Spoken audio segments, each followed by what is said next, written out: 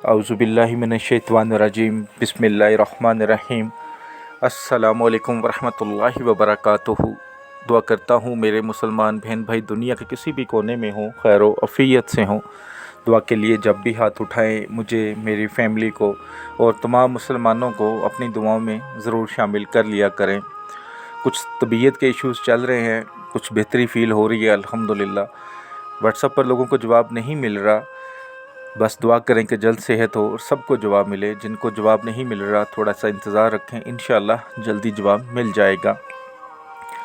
आज जो आपके लिए वजीफ़ा लेकर आया हूँ ये कुरान पाक का पारा नंबर 23 सूरतुल कौसर की है। जिन मेरे भाई बहनों को रिज़्क़ की तंगी है, परेशानी है, मालो दौलत की तंगी है, कमी है और वो चाहते हैं कि वो अमीर बन जाएं, दौलत उनके पास इतनी हो कि उनकी 7 नस्लें बैठकर खाएं, रिज़्क़ की कोई तंगी ना हो, तो ये वजीफ़ा कीजिएगा। इंशाअल्लाह अल्लाह मेरे ने चाहा तो रिज़्क़ इतना आएगा कि किसी चीज़ की कमी नहीं रहेगी।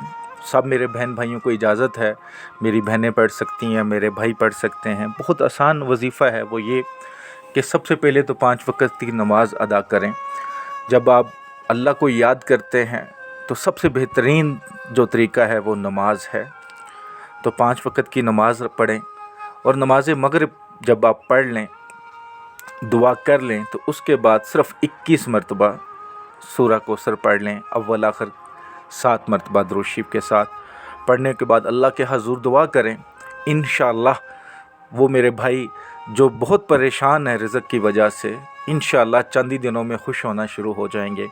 बस आपने पूरे यकीन के साथ करना है और नमाज की पाबंदी लाजमी रखनी है। वीडियो को सदका जारिया समझ के लाइक करके शेयर कीजिएगा। दुआओं में याद रखिएगा। अस्सलामु अलैकुम वरहमतुल्लाहि वबरकातुहू।